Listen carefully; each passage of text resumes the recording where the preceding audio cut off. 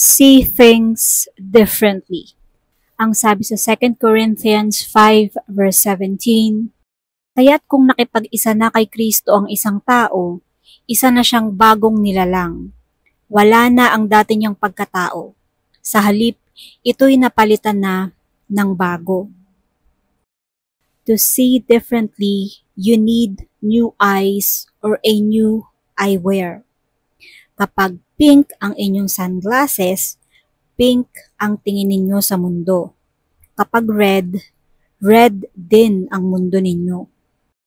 Kaya kung ayaw nyo ng nakikita nyo, hindi nyo pwedeng palitan yung nakikita nyo. Magpalit kayo ng salamin o magpalit kayo ng pananaw.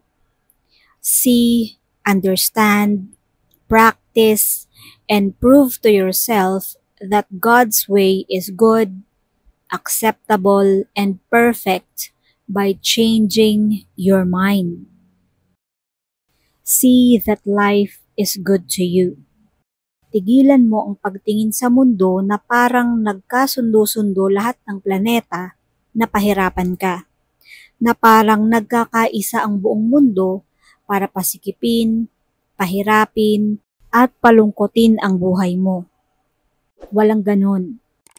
It's all in the mind. If you like to make parts of your life and its direction, flavor, and meaning new, first, change the way you think. Baguhin ang pag-iisip. Baguhin kung paano mag-isip. Baguhin ang mindset. What unhappiness do you get whenever you think of your spouse or of anybody? Mag-focus ka sa kanilang mga magagandang katangian, hindi doon sa mga ayaw mo.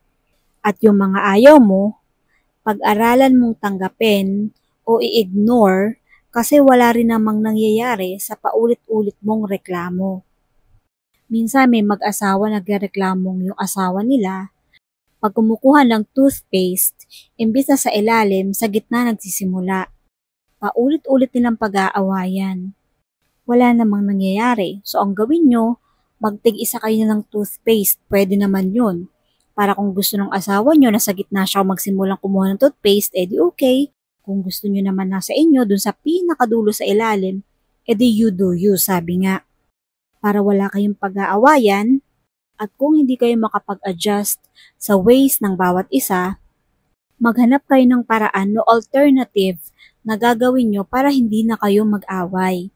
Lalo na kung pwede naman talagang gawan ng paraan.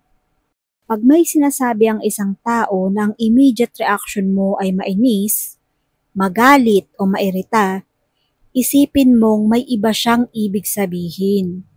Baka iniisip mo lang na nagpaparinig o nagpapatutsyada sa iyo. Pero what if isipin mong baka iba naman pala ang ibig niyang sabihin? Hindi lang siya expressive. Hindi lang siya magaling mag-communicate o nagkakamali ka lang sa pag-i-interpret. Maiiba ang maiisip mo at mararamdaman mo at ang magiging reaction mo. Change the way you receive, process, interpret, and apply ideas. God bless us all.